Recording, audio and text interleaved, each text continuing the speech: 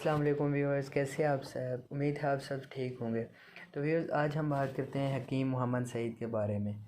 حکیم محمد سعید ان چند لوگوں میں سے ایک ہیں جنہوں نے پاکستان اور خاص کر کے اسلامک دنیا کے لیے بھی بہت سے اہم کام سر انجام دیے ہیں۔ انہوں نے بہت زیادہ مختلف کتابیں، طب و حکمت میں تقریباً 200 سے زائد کتابیں لکھی ہیں۔ اگر ہم حکیم محمد سعید کی پیدائش کے بارے میں بات کریں تو وہ 9 جنوری 1920 کو دہلی میں پیدا ہوئے، اور انہوں نے جو زندگی پائی وہ تقریباً 80 سال کی عمر میں وفات پائی تھی۔ انہوں نے 17 اکتوبر سے 1998 تک۔ حکیم محمد سعید ایک آزاد سیاستدان تھے، اور ان کی اولاد، ان کی ایک بیٹی تھی جس کا نام سعدیہ راشد ہے۔ اس کے بعد اگر ہم خدمات کے بارے میں بات کریں تو ہمدرد پاکستان اور ہمدرد یونیورسٹی، جو کہ بہت مشہور پاکستان کے ادارے ہیں، جو بہت اہم ادارے ہیں، یہ انہی کے قائم کردہ ہیں۔ حکیم محمد سعید ایک بہت اچھے حکیم تھے اور اپنے علم و حکمت پر بہت ساری کتابیں بھی لکھی ہیں۔ حکیم محمد سعید کے پاس پاکستانی اور برطانوی دونوں شہریت تھی، یعنی آپ پاکستان اور برطانیہ دونوں کے شہری تصور کیے جاتے تھے۔ اس کے بعد حکیم محمد سعید 1969 سے لے کر 1998 یعنی اپنی وفات تک ہمدرد فاؤنڈیشن کے صدر بھی رہے ہیں۔ اگر ان کی عملی زندگی کے بارے میں بات کریں تو حکیم محمد سعید 1948 سے لے کر اپنی وفات 1998 تک ہمدرد لیبارٹریوں کے ناظم رہے ہیں۔ حکیم محمد سعید نے اپنی تعلیم انفراد دلی یونیورسٹی سے مکمل کی۔ اس کے بعد اگر ان کے بارے میں مزید بات کریں تو حکیم محمد سعید پاکستان آنے کے بعد 1993 سے جنوری 1994 تک آپ سندھ کے گورنر بھی رہے ہیں۔ اس طرح حکیم محمد سعید بہت اہم عہدوں پر بھی فائز رہے ہیں، انہوں نے بہت سے اہم کام بھی سر انجام دیے ہیں۔ اسی طرح مزید اگر ہم حکیم محمد سعید کے پیشے کے بارے میں بات کریں تو وہ پیشے کے لحاظ سے معالج تھے، وہ سیاستدان بھی تھے، استاد تھے، اور اس کے ساتھ ساتھ وہ مصنف بھی تھے۔ ان کی پیشہ ورانہ زبان جو تھی وہ اردو زبان تھی۔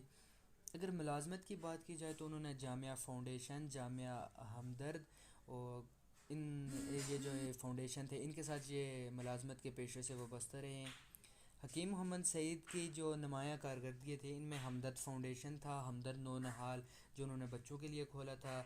اس طرح کے جو فاؤنڈیشن تھے، یہ ان کے جو جو ان کی اہم کارکردگیاں ہیں وہ یہ ہیں جو بہت مشہور ہیں، جن کے نام سے انہیں شہرت ملی اور وہ جانے جاتے ہیں۔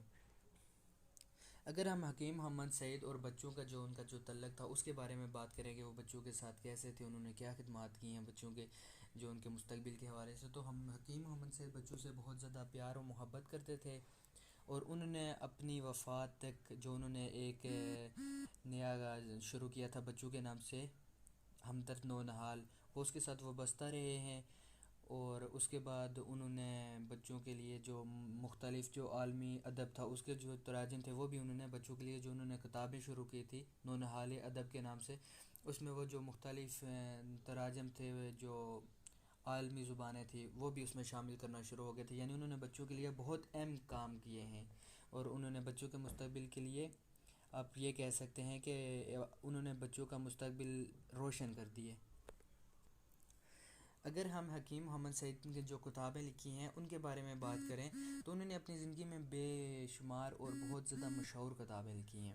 حکیم محمد سعید نے 200 سے زائد کتابیں لکھی ہیں، جن میں مذہب تھا، سفر نامے تھے، بچوں کا ادب تھا، معاشرتی علوم تھے اور سماجیت تھے۔ اس کے علاوہ بھی انہوں نے بہت مختلف کتابیں لکھی ہیں۔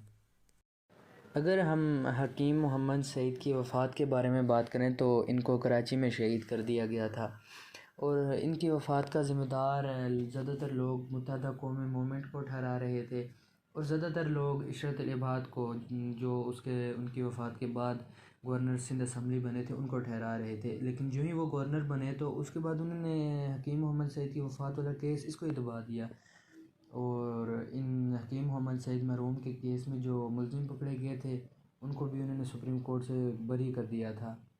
حکیم محمد سعید کو آرام باغ کے سامنے جو ان کا دواخانہ تھا اس کے قریب فائرنگ کر کے قتل کر دیا گیا تھا۔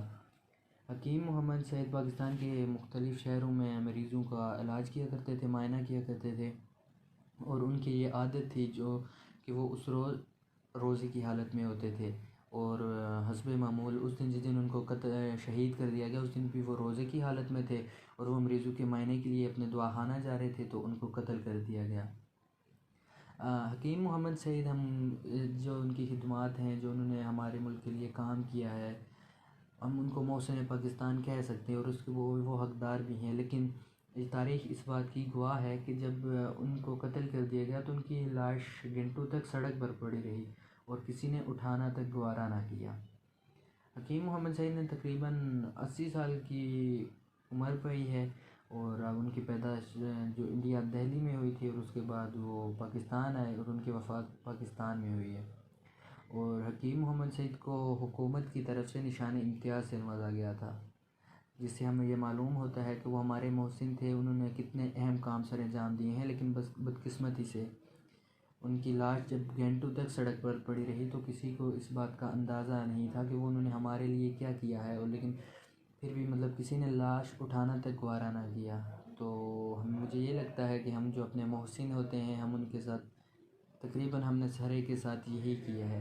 اللہ ہمیں ہمارے جو محسن ہیں ان کی قدر کرنے کی توفیق عطا فرمائے۔ اور اگر آپ کو یہ ویڈیو اچھی لگی ہے تو آپ لائک کر دیں۔ اس طرح کی مزید ویڈیو دیکھنے کے لیے، اپنے جو محسن ہیں، ہمارے رہنما ہیں، ان کے بارے میں مزید جاننے کے لیے ہمارے چینل کے ساتھ جڑے رہیں۔ پھر ملتے ہیں کسی نئی ویڈیو کے ساتھ۔ اپنا اور اپنے پیاروں کا خیال رکھیں۔ اللہ حافظ۔